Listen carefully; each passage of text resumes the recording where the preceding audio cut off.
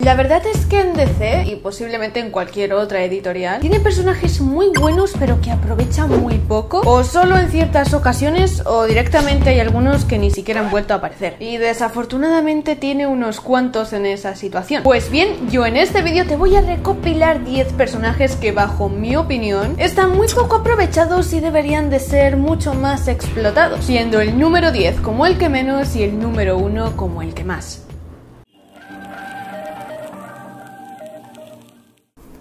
Si tenemos en cuenta todos los Robins importantes de la historia, Tim Drake es el más infravalorado por los cómics y en cierto modo también por una pequeña parte del fandom. Después de Dick Grayson es el único que ansiaba el papel como Robin y que de hecho actualmente lo sigue interpretando. Es de los que más inteligencia tiene y su nivel detectivesco está casi a la par del de Bruce. De hecho, bajo mi opinión, creo que es el mejor Robin de todos. Es el más dispuesto a interpretar este papel y es el que más se lo ha trabajado. Pero si lo he puesto en el top 10 es porque actualmente van a volver a sacar una serie de él en solitario narrando sus aventuras, aunque creo que si está cogiendo un poco más de popularidad actualmente es más por el hecho de que lo han hecho bisexual, no tanto por el personaje en sí. La verdad que eso me da bastante tristeza.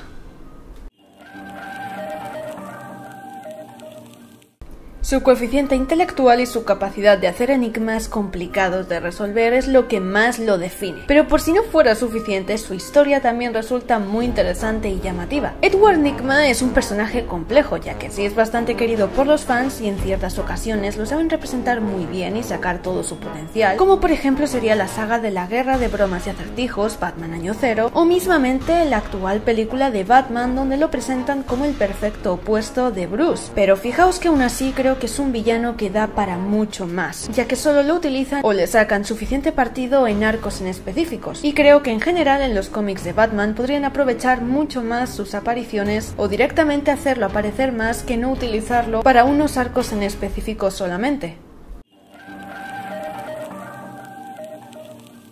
Zatanna entraría perfectamente en el top 3 de superheroínas más poderosas de DC, y si bien sí es muy querida por los fans y tiene cameos o apariciones en varios cómics, en cómics suyos individuales o en otros medios, aún así siento que es un personaje muy infravalorado por los propios cómics. La pregunta que realmente define a esta mujer es qué no puede hacer. Como ya vimos hace poco, es hasta capaz de crear todo un cuerpo a partir de tan solo un pelo. Siento que a veces la utilizan únicamente como recurso final a lo Deus Ex Machina, a los problemas que tienen otros héroes, y realmente en la actualidad deberían seguir indagando en sus propias historias y problemas personales, ya que aparte de lo poderosa que es, Zatanna es un personaje de lo más interesante. En la época de Oro y Plata sí siento que supieron sacarle partido realmente a sus historias y al personaje en sí, pero en la actualidad creo que quizás está un poco perdido y hay que volverlo a conectar sin utilizarlo, como ya os he dicho, como Deus Ex Machina para según qué situaciones, sino profundizar muchísimo más en la propia historia y poderes de Zatanna como tal. Fijaos que para mí Terra es un personaje que me causa mucho interés y que creo que no se merecía ese final en los cómics. En la animación ha sido mejor aprovechada y redirigida como superheroína y la han sabido adaptar como una más de los Teen Titans, pero en los cómics canónicos me hubieran gustado que en vez de matarla, tras ser chafada por un montón de rocas, hubieran desarrollado más su historia como villana, a la vez que desarrollar una dualidad por su amor hacia Chico Bestia. Hubiese estado muy interesante ver cómo tenía conflictos con los Teen Titans, pero como a la vez amaba a Chico Bestia. Sé que para varios fans es considerada como una traidora por lo que le hizo a los Teen Titans en su momento, pero para mí personalmente su historia y sus poderes me resultan de lo más interesantes. De hecho, en la Tercera Guerra Mundial que causó Black Adam fue un intento de aprovecharla como superheroína, pero igualmente como en las historias canónicas acabó muerta igual, en este caso por Black Adam. Entonces me gustaría ver un poco más de desarrollo en los cómics de este personaje.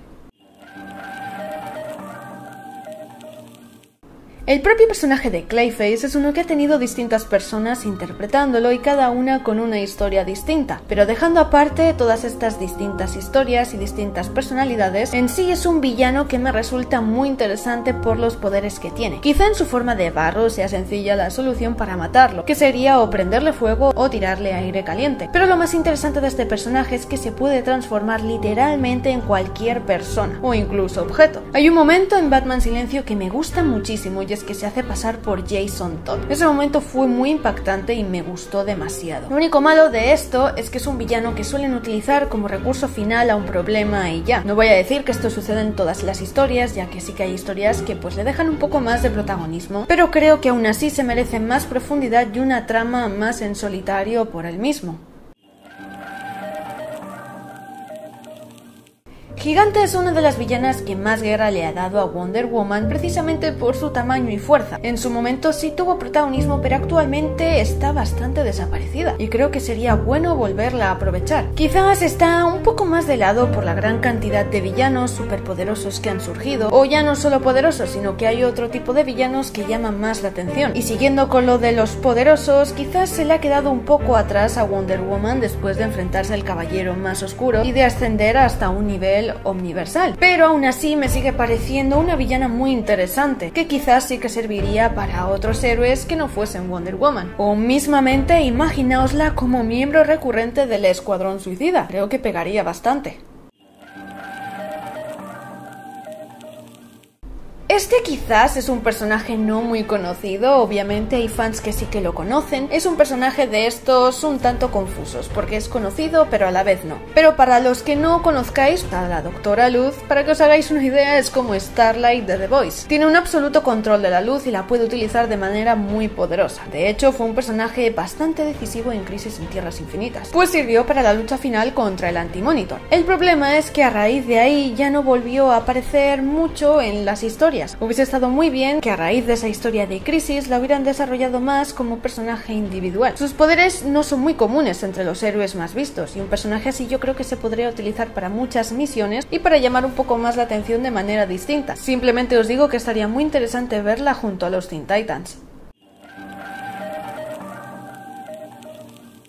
Jonathan Crane es un villano muy profundo con una habilidad muy propia, que es potenciar los miedos de las personas. Esto crea situaciones muy interesantes, como cuando le hace alucinar a Batman con la muerte de sus padres. Y sin duda me encantaría que lo utilizaran como herramienta para descubrir los miedos de distintos personajes, como podrían ser los héroes, ya que es un villano. Siento que realmente es un personaje del que se puede sacar mucho más potencial, precisamente por su gran habilidad del miedo y porque él ya ni siquiera siente miedo, lo cual es perfecto para que saque aún más a relucir los miedos de otras personas. Me atrevería a decir que incluso podrían utilizarlo como un villano un poco más global que no solo de Batman.